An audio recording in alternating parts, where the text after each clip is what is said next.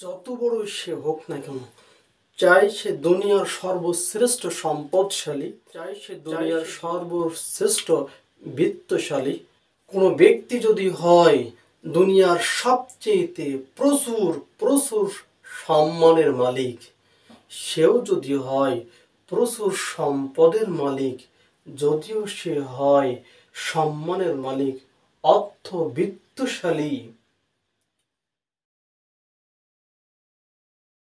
সেই ব্যক্তি যদি দুনিয়ার সবচেয়ে উত্তম ব্যক্তি হয়, দুনিয়ার সবচেয়ে সাফল্যকামী হয়, সেই ব্যক্তি যদি দুনিয়ার সর্বশ্রেষ্ঠ অর্থবিত্ত অর্জনকারী ব্যক্তি হয়, সফলতার চূড়ান্তই পৌঁছে যায়, এমনকি সেই ব্যক্তি সম্মানের মালিক, উচ্চ সম্পদের মালিক, প্রচুর অর্থবিত্ত অর্জনকারী, অনেক কিছু আছে, এরপরও সেই ব্যক্তি ক্ষতিগ্রস্ত যদি তার ভিতরে অবশ্যই তার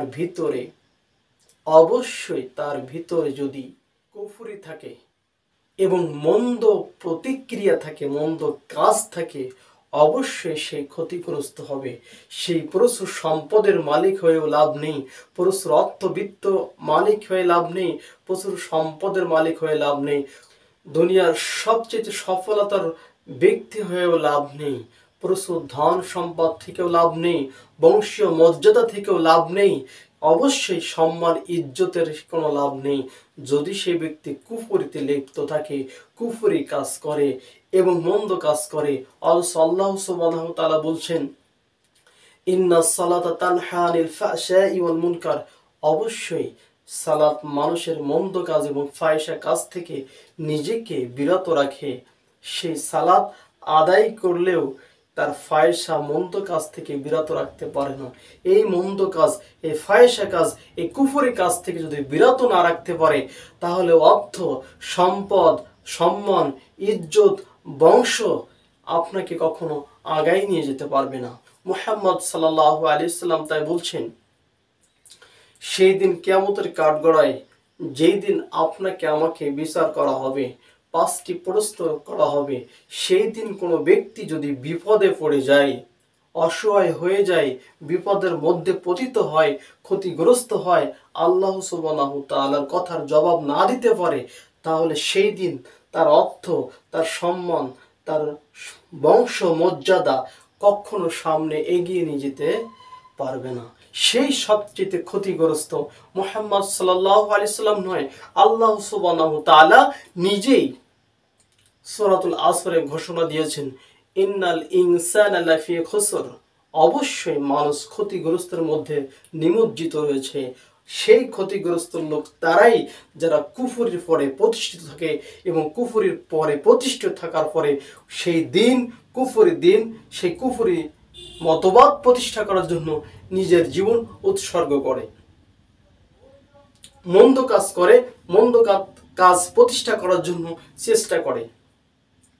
অথচ যেই মতবাদ আপনার আল্লাহ সুবহানাহু ওয়া তাআলার সরাসরি দ্বীনের বাইরে, সরাসরি কোরআনুল কারীমের বিরোধী, সরাসরি আল্লাহ সুবহানাহু ওয়া তাআলার আয়াতের বিরোধী, সরাসরি আল্লাহ সুবহানাহু ওয়া তাআলার আইনের বিরোধী, যে কুফরি মতবাদে আছে আপনার মদ হালাল, যে কুফরি মতবাদের মধ্যে রয়েছে জেনা ব্যভিচার হালাল, যে কুফরি মতবাদের মধ্যে রয়েছে পতিতালয়ের লাইসেন্স ব্যবস্থা, যে কুফরি মতবাদ আল্লাহ সুবহানাহু ওয়া তাআলার আইনের সাথে সাংঘর্ষিক, সেই সমস্ত কুফরিগুলো প্রতিষ্ঠা করার জন্য, মদ, জুয়া, জিনা, ব্যভিচার, সুদ, ঘুষ, রাহাজানি, খুন, গুম এগুলো প্রতিষ্ঠা করার জন্য আপনি 24 ঘন্টা ব্যয় করছেন, এক কাপ চায়ের বিনিময়ে সেগুলো করার চেষ্টা করছেন, অথচ আপনার জীবনে 1 ঘন্টা আল্লাহ সুবহানাহু ওয়া তাআলার আইন বাস্তবায়নের জন্য অথবা আল্লাহ সুবহানাহু ওয়া তাআলার পথে 1 ঘন্টা সময় দিয়ে জীবনকে উৎসর্গ করতে পারেন না। কিন্তু ভিন্ন মতবাদ, কুফরি মতবাদকে প্রতিষ্ঠা করার জন্য আপনি সংগ্রাম করেন, জীবনকে উৎসর্গ করে দেন।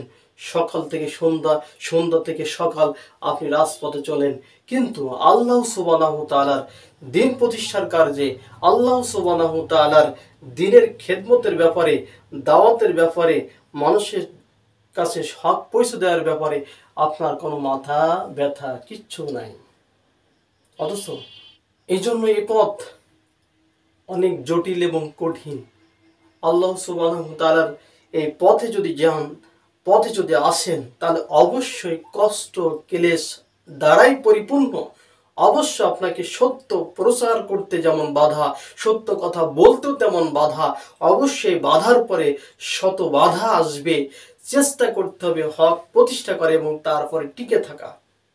এই জন্য আল্লাহ সুবহানাহু ওয়া তাআলা বলছেন, ওয়াতাওয়াসাউ বিল হক, তুমি হকের পরে টিকে থাকো, হকের দাওয়াত দাও। পরস্পরে মিলে হকের দাওয়াত দিতে বলছেন, হকের পর টিকে থাকতে বলছেন। কিন্তু আপনি টিকে থাকতে পারছেন না, তাহলে সবর আসবে কোথায়? আগে আপনাকে টিকে থাকতে হবে, ঈমান সহ হকের উপরে টিকে থাকতে হবে, ঈমান বাঁচাতে হবে, হকের উপর টিকেও থাকতে হবে। এরপরে আপনাকে সবর করতে হবে। সে কথাই অনেক দূরে, অনেক দূরে। যেদিন আপনি নিজের বাড়ি থেকেই বাধা পাবেন, এলাকা থেকে বাধা পাবেন, নিজের কমের থেকে বাধা পাবেন, আর রাষ্ট্র থেকে বাধা পাবেন, সেদিন বুঝবেন হক কত কঠিন, কত শক্ত, কত সুন্দর, কত মর্যাদা, কত সত্য, কত সুন্দর, কত না উত্তম। এর আগ পর্যন্ত বুঝতে পারবেন না। আপনার এলাকা থেকেও আপনার কথা বলতে দেবে না, হক প্রতিষ্ঠা করতে দেবে না। এইটাই। এরপরে বলবে আপনি কি, আমরা কি কম বুঝি, আমরা কি কম জানি, ইত্যাদি বলবে। অথচ সেই কোরআনেই আছে, সেই হাদিসেই কথাগুলো আছে। সেই কথা উচ্চারণ করে আপনি যদি বলেন, তাহলে আপনাকেই বাধাগ্রস্ত করা হবে, আপনাকেই বিপদের দিকে ঠেলে দিতে হবে। সেই সময় আপনার নিঃস্ব হয়ে যেদিকে যাচ্ছেন, ডাইনে গেলে অবশ্যই ডাইনে বাধা, সামনে গেলে সামনে বাধা, বামে গেলে বামে বাধা, পিছনের দিকে প্রত্যেকটা জায়গা থেকে যখন আপনি সংকীর্ণ হয়ে যাবেন, তখনই আপনি সেই দিন সর্বোত্তম কাসাস, সর্বোত্তম কাহিনী, সর্বোত্তম গল্প, যেটা আল্লাহ সুবহানাহু ওয়া তাআলা বলছেন, আহসানাল কাসাস, উত্তম কাহিনী, সত্য কাহিনী, সুন্দর কাহিনী, ভালো কাহিনী, ভালো গল্প বলে আখ্যা দিয়েছেন আল্লাহ সুবহানাহু ওয়া তাআলা। সেই দিন, যেই দিন ইয়াকুব আলাইহিস সালাম তার ছেলেকে হারিয়ে ফেললেন, ইউসুফ আলাইহিস সালামকে হারিয়ে ফেললেন, তার শেষ ছোট সন্তানকে ইয়ামিনকে হারিয়ে ফেললেন, ইউসুফকে হারিয়ে ফেললেন, তার ছোট ভাইকে যেদিন হারিয়ে ফেললেন, তার ভাইরা মিথ্যা কথা নিয়ে সামনে উপস্থিত হলো, সেই দিন ইয়াকুব আলাইহিস সালাম কি বলছিলেন? ফাসবরুন জামিল, ফাসবরুন জামিল, ফাসবরুন জামিল। আজকে আমার এই সময়, এই পরিস্থিতিতে শুধুমাত্র ধৈর্য ধরাই আমার উত্তম। হয়তোবা আল্লাহ সুবহানাহু তাআলা, আশা রাখি আল্লাহ সুবহানাহু তাআলা তা উভয়কে, সবাইকে এক জায়গায় করে আমার সম্মুখে হাজির করবেন। ইন্নাহু হুয়াল আলিমুল হাকিম, নিশ্চয়ই তিনি প্রজ্ঞাময় এবং সুবিজ্ঞ।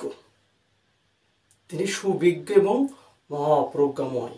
সে আল্লাহ সুবহানাহু ওয়া তাআলার পরে ভরসা রাখলেন, সবর করলেন। আল্লাহু আকবার। সেই সময় আপনার এখনো আসেনি। এই কষ্টর পরে যখন একের পর কষ্ট, স্টিম রোলার আসবে, নির্যাতন আসবে, নিষ্পেষিত হবেন, তখন আল্লাহ সুবহানাহু ওয়া তাআলার কাছে আপনি নিজে সবর করবেন।